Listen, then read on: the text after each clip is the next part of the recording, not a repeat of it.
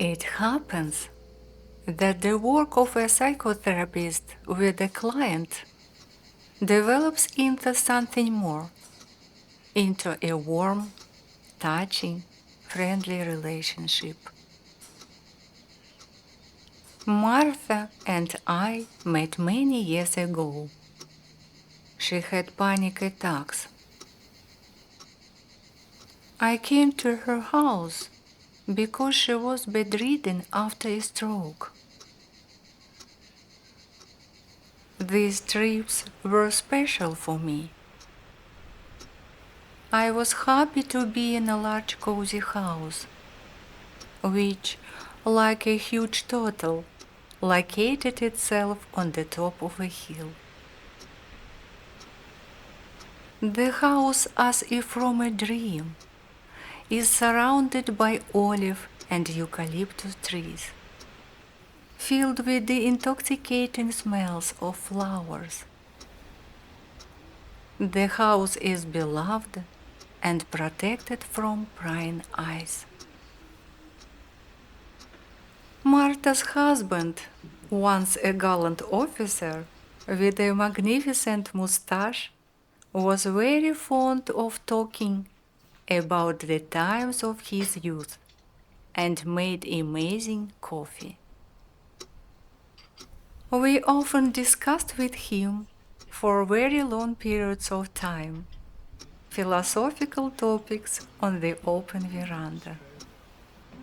A regular guest, the wind, was invariably present during our conversations. It so happened that I left those heavenly blessed places, but fortunately I returned after a few years.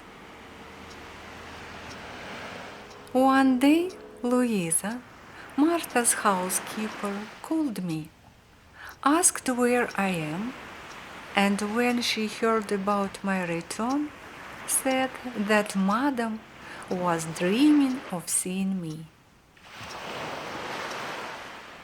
I was driving a car along the sea and really wanted nothing to change there.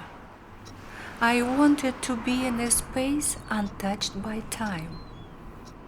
A strong warm wind has been hosting the coast for several days.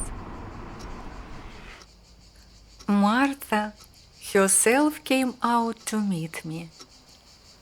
When I hugged her, tears treacherously welled up in my eyes. Time has made her so fragile and defenseless. We talked for a long time, and then dined by candlelight. Martha's husband returned to heaven a year earlier. Their children lived on another continent and were very worried about her loneliness and health. They wanted Martha to live with them, but she categorically refused to leave her house. Relations with children became strained, and this upset her very much. Martha needed me, and I could not refuse her request to stay in the house for the night.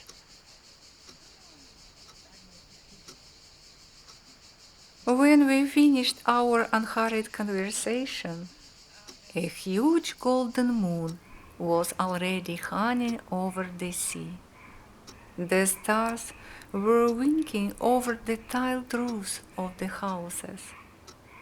It seemed that as soon as I reached out my hand, I would touch the cold rays. Louisa brought me a long nightgown.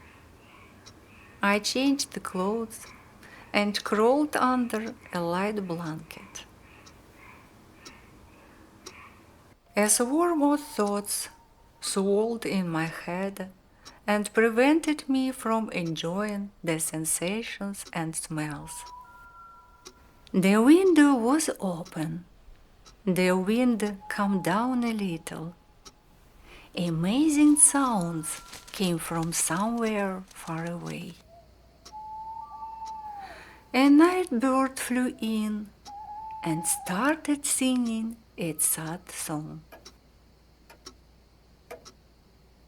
The old clock on the chest of drawers ticked as loudly as if drumsticks were hitting on a big tom-tom. I realized that I couldn't fall asleep. I covered the clock with a duvet cover, but it didn't get any quieter. I put it in a chest of drawers, but the sound only intensified. I slightly opened the door to put the clock in the corridor and saw a soft light in the living room. Martha dozed off on the sofa in cozy pillows. I covered her with a blanket and wanted to leave, but she woke up and asked me to take her to the bedroom. Martha got into bed, invited me to sit next to her, and we talked again. She recalled the touching moments from her life with her husband. She cried. I really wanted to hug her and said so. Martha ended up in my arms and calmed down very quickly. She asked to stay with her and fell asleep. I heard her even breathing, and the drowsiness crept very close. But the loud ticking already of another clock again prevented me from surrendering to the power of sleep. I carefully got out of bed, took the clock from the bedside table, and put it outside of the door. Martha half opened her eyes and muttered that the clock reminds her of her husband's heartbeat. When she hears the ticking, she feels less alone.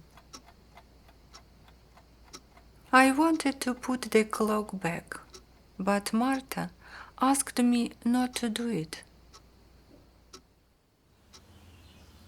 In the morning, I woke up from the fragrant smells of coffee and fresh pastries.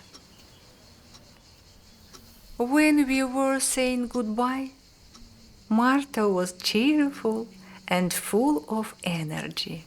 She smiled.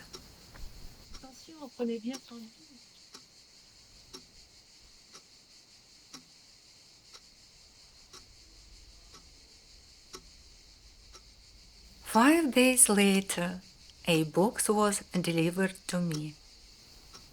It contained the same clock from Martha's bedroom and a letter in which she thanked me for visiting and informed that she had decided to move in with her children. She wrote that night she heard my breathing, listened to my heartbeat, after which for the first time in the last year she was able to fall asleep peacefully. And in the morning, she realized how important it was for her to feel close to her loved ones. She realized that it was foolish to replace her departed husband with the ticking of a clock. My relatives need me, and I need them, she wrote. It is so important to be wanted. It is so nice when you are needed and loved. I have so much to do. The clock is ticking measuredly and leisurely, reminding me of Martha, of the time and of the need to thank heaven for those who are alive, who are near.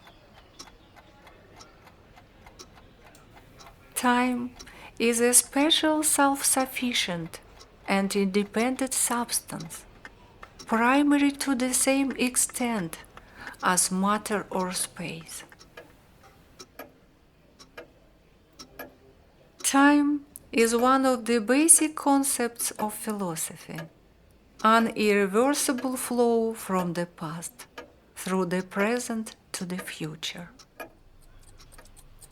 A continuous quantity, a priori characteristic of the world, not determined by anything. Even the most complex and catastrophic processes in the world do not have any effect on the course of time. Time knows nothing about the transience of our human lives. It is observing, it is passing. It simply counts our seconds in this world and is not in a hurry. Time often devalues the one who is near and makes those who are gone forever valuable. Time cannot be stopped, surpassed, and it is irreversible. It has such features.